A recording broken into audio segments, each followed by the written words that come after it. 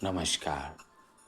श्रीमद् भागवत गीता अध्याय 12 भक्ति योग।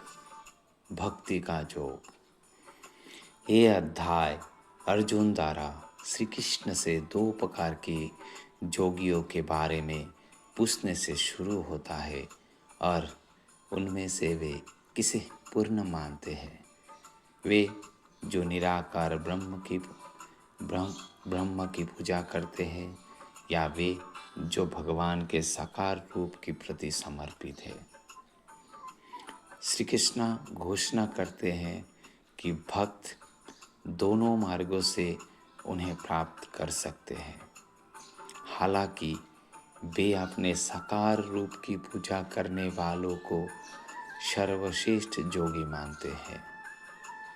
श्री कृष्ण इस बात पर जोर देते हैं कि भक्ति का मार्ग सभी प्रकार की आध्यात्मिक साधनाओं में सर्वोच्च है।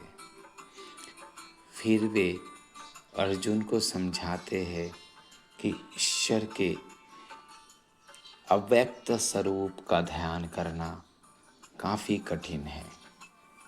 इसीलिए निराकार की पूजा का मार्ग देहधारी प्राणियों के लिए कष्टों से भरा है।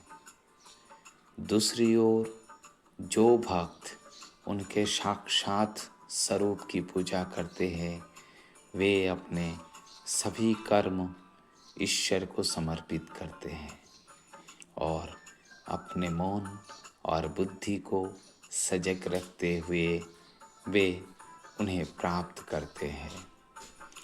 ऐसे प्राणी शीघ्र ही जन्म मृत्यु के चक्र से मुक्त हो जाते हैं। इसीलिए श्री कृष्ण अर्जुन से कहते हैं कि वे सभी शंकाओं को त्याग दें और अपने मन में केवल ईश्वर के प्रति प्रेममय भक्ति में स्थिर रखते हुए अपनी बुद्धि को ईश्वर को समर्पित कर दें।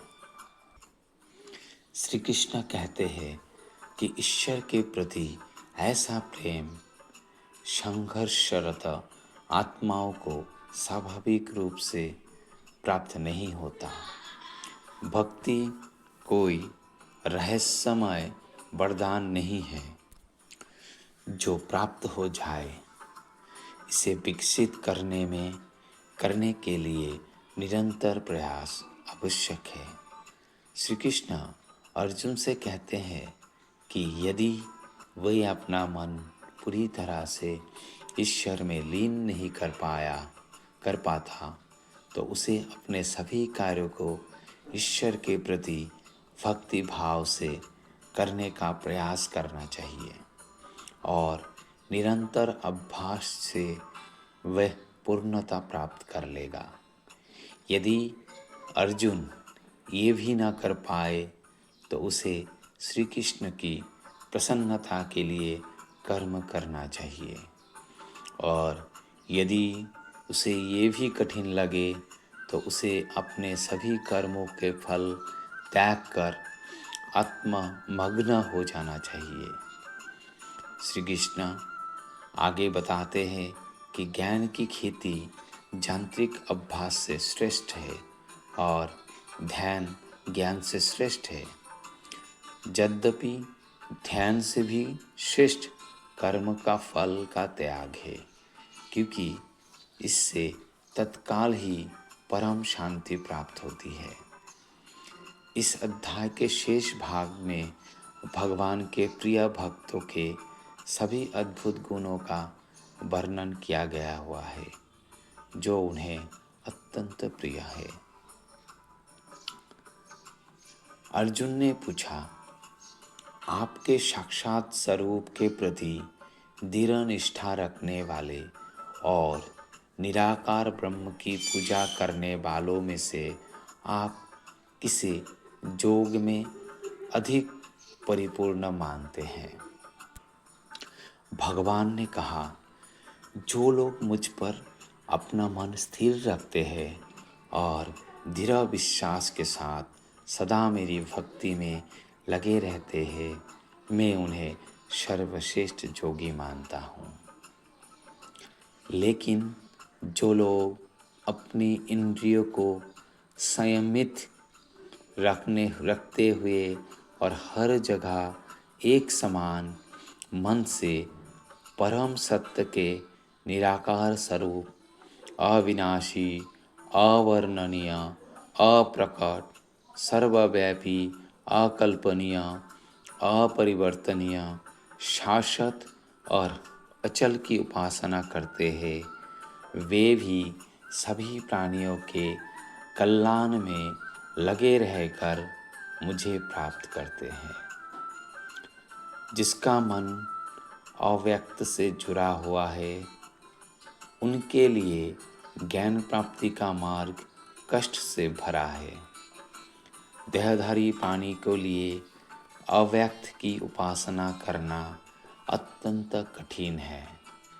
लेकिन जो लोग अपने सभी कर्म मुझे समर्पित करते हैं, मुझे सर्वोच्च लक्ष्य मानते हैं, अनन्य भक्ति से मेरी पूजा और मेरा ध्यान करते हैं, हे पार्थ, मैं उन्हें जन्म और मृत्यु के सागर से शीघ्र ही मुक्त कर देता हूँ, क्योंकि उनकी चेतना मुझसे एकात्म हो जाती है।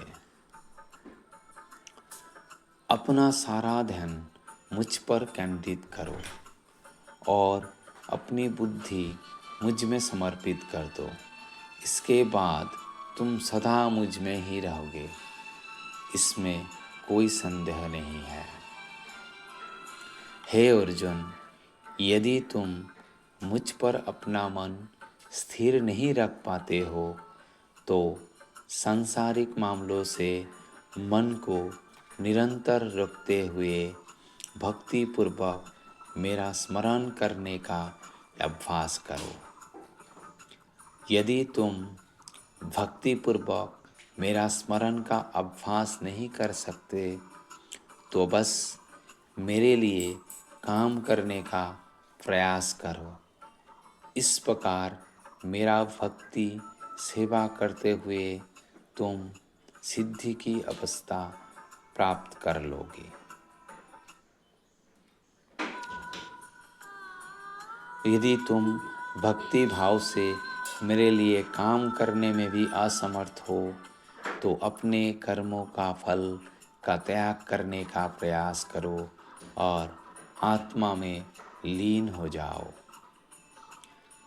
यांत्रिक अभ्यास से श्रेष्ठ ज्ञान है, ज्ञान से श्रेष्ठ ध्यान है, ध्यान से श्रेष्ठ कर्मों के फल का त्याग है, क्योंकि ऐसे लोग ऐसे त्याग के तुरंत बाद शांति प्राप्त होती है। मुझे वे भक्त अत्यंत प्रिय है जो समस्त प्राणियों के प्रति देश रहित, मित्रवत और करुणामय है। वे धन संपत्ति और अहंकार से मुक्त है, सुख दुख में समभाव धारण करते हैं और सदा क्षमाशील है। वे सदा संतुष्ट रहते हैं, भक्ति में मुझसे एकाग्र रहते हैं, संयमी है, दृढ़ निश्चयी है और मन बुद्धि से मुझ में लीन है। जो किसी को कष्ट नहीं पहुंचाते और बदले में किसी से विचलित नहीं होते, जो सुख दुख में समभाव रखते हैं और भय एवं चिंता से मुक्त होते हैं, ऐसे भक्त मुझे अत्यंत प्रिय है। जो सांसारिक लाभ के प्रति उदासीन है, वह और आंतरिक रूप से शुद्ध है, कुशल है, चिंताओं से मुक्त है, विचलित नहीं है और सभी कार्यों में स्वार्थ से मुक्त है, ऐसे मेरे भक्त मुझे बहुत प्रिय है। जो सांसारिक सुखों में प्रसन्न नहीं होते और ना ही सांसारिक दुखों में निराश होते हैं, जो किसी हानि पर शोक नहीं करते और ना ही किसी लाभ की लालसा रखते हैं, जो अच्छे और बुरे दोनों कर्मों का त्याग करते हैं, वैसे सच्चे और भक्तिमय व्यक्ति मुझे बहुत प्रिय है। जो मित्र और शत्रु के प्रति एक समान है, मान सम्मान और अपमान, शीतलता और ताप, सुख और दुख में समभाव रखते हैं और सभी प्रतिकूल संगति से मुक्त है, जो प्रशंसा और निंदा को समान रूप से ग्रहण करते हैं, जो मौन चिंतन में लीन रहते हैं, जो अपने मार्ग में आने वाली हर चीज़ से संतुष्ट रहते हैं, निवास स्थान से आसक्ति नहीं रखते, जिनकी बुद्धि मुझ में दृढ़ता से स्थिर है और जो मुझ में पूर्ण भक्ति से परिपूर्ण है, ऐसे व्यक्ति मुझे अत्यंत प्रिय है। जो लोग यहाँ घोषित ज्ञान के इस अमृत का सम्मान करते हैं, मुझ में आस्था रखते हैं और मुझे सर्वोच्च लक्ष्य मानकर मुझ पर समर्पित और एकाग्र चित्त रहते हैं, वे मुझे अत्यंत प्रिय है। धन्यवाद। अध्याय 12 समाप्त। अगर आपको वीडियो अच्छा लगे तो काइंडली सब्सक्राइब कीजिएगा। धन्यवाद।